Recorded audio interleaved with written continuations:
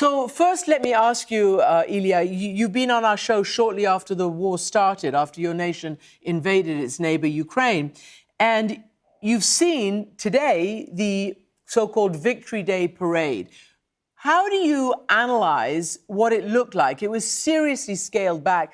There have been headlines saying that it showed Russian weakness, not Russian strength. How do you assess?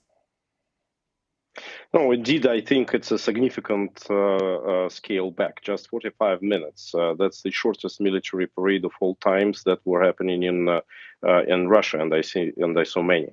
Vladimir Putin was obviously afraid of a drone attack, so he surrounded himself with hostages.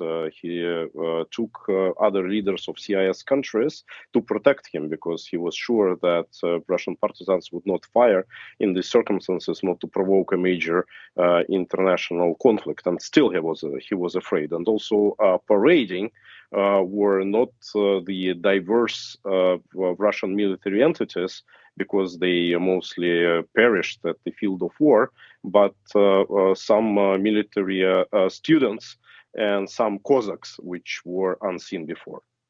Ilya Ponomarev, can you let's just dive into what you just said, that he was afraid of a drone attack and he had hostages, and you say from other CIS countries, that is, the Commonwealth, the countries that broke away from the Soviet Union and now independent countries. You said he was afraid of an attack by what? You said Russian partisans? Who is he afraid of? As you have seen on the 3rd of May in the night, there was attack on Kremlin's dome by 2 drones that were fired from the outskirts of Moscow. And the source of this attack is Russian resistance. And the reason for this attack was to actually force Vladimir Putin to cancel the parade altogether, so that Russians would understand that the war is lost.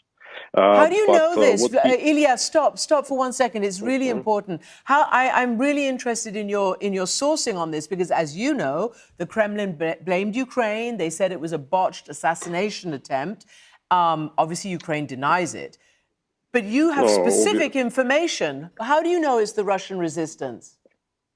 Obviously, Kremlin is producing a lot of fake news, and one of these fake news is it's Ukrainians behind it. And then, by the way, the masterminds for Ukrainians were the Americans, and that it was them who were behind.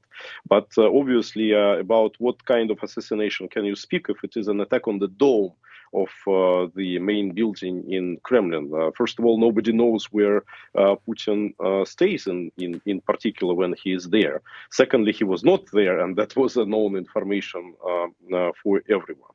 I know this because I was speaking to people who were preparing this attack a month ago, and at that time they started preparing, and we were discussing whether it's the right idea to do it on the 9th of May, and I was advising against, because I was saying that first of all that would put civilians in danger, and secondly because it's such a sacred day for Russians that may achieve the opposite result. So they decided to make this attack beforehand to try to force Putin to cancel the parade altogether. So basically you're saying on our air, on CNN, that you were involved in this drone attack, or at least in talking to the people who did it, that they're Russians, Russian resistance. So what is their aim? What is their full aim? I would like to stress that I'm not taking the credit in organizing this fantastic attack, although I think it was a great show. But definitely, yes, Russian resistance is growing. It's behind many attacks already inside Russia.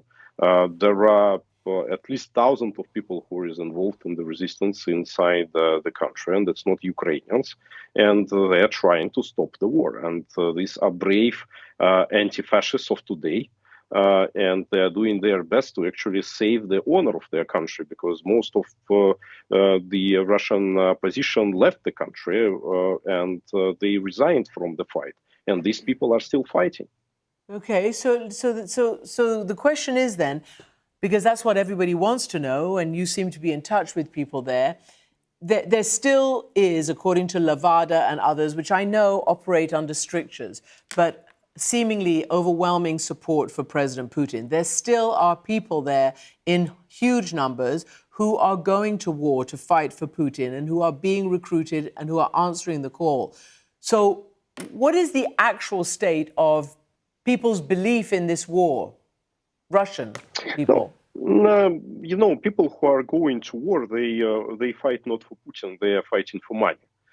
Because Putin put all the country into a complete misery, and still majority of Russians are living worse than they were living during Soviet Union times.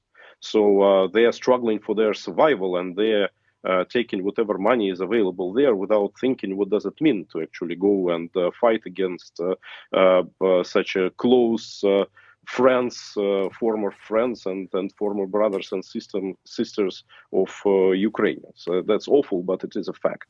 But if we look inside and look at what people are actually supporting this war, actively supporting this war, then we will see that it's 10-15% of Russians who are standing on those imperialist positions, and there are 20-25% of Russians who are standing on active anti-war position.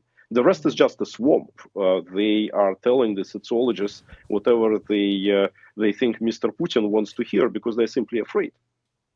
So can you tell me what you hope to achieve, and can you achieve, with your new channel that's designed to counter the Kremlin's propaganda? And let's face it, they have every massive tool at their disposal, state media and everything else. Everything else is shut down inside Russia. No, obviously, we are right now pretty small. We have 100,000 of subscribers and approximately 8 million of monthly audience, which is nothing being compared with the scale that we need to achieve. But at the moment of the change, we hope to be the source of information because we are linked to the Russians who are actually fighting. We are linked to Russians who are fighting together with Ukrainians at the field of war, and we connected to those resistance groups which are fighting inside Russia. And we saw an example in Belarus of project called Nexta, which played a key role in protest against President Lukashenko just 3 years ago. And we hope to take the same niche with our project.